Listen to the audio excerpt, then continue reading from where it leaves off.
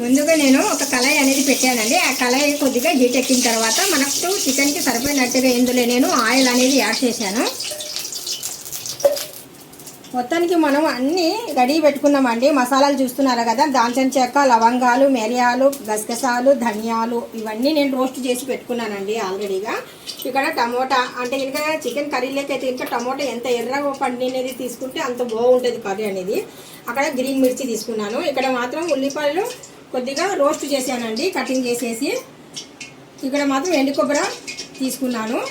ఇక్కడ మాత్రం chicken 1 kg తీసుకున్నానండి నేను. ఇప్పుడు ముందుగా నేను ఇక్కడ నూనె వేడెక్కిన తర్వాత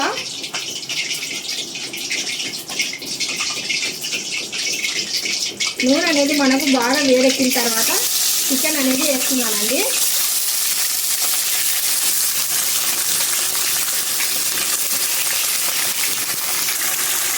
చికెన్ సరిపోయినట్టుగా కొద్దిగా పసుపు కూడా యాడ్ చేశానండి.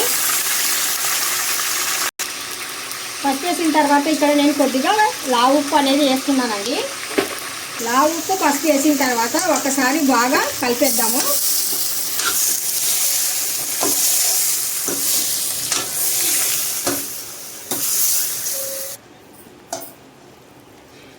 ఉప్పు పసుపు వేసిన తర్వాత ఒకసారి కలిపిన తర్వాత ఇలాగ మూత మూసేసి కొద్దిసేపు వదిలేస్తున్నానండి.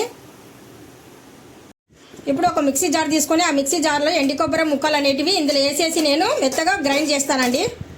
మెత్తగా గ్రైండ్ చేసిన కొబ్బరి పొడి అండి ఇది. ఒక గిన్నెలోకి తీసి పెడుతున్నాను. ఇప్పుడు ఇందులో నేను ఫ్రై చేసిన ఆనియన్ ముక్కల్ని కూడా మిక్సీ జార్లో వేస్తున్నాను. ఇప్పుడు ఇందులోనే మనం గరం మసాలా కూడా యాడ్ చేస్తున్నామండి. ఇప్పుడు మనం టమాటా మిర్చి ఇందులో యాడ్ చేస్తున్నాను. మనకు సరిపడినట్టుగా అల్లం వెల్లుల్లి పేస్టు,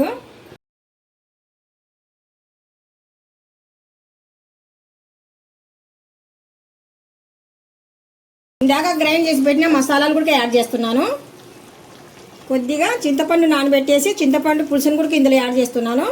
కొత్తిమీర యాడ్ చేస్తున్నాను. కొద్దిగా పుదీనా గుడక. ఇప్పుడు చివరిలో కొద్దిగా కసూరి మేతి కూడా యాడ్ చేస్తున్నాను. ఒకసారి కలిపేద్దాం ఇలాగా.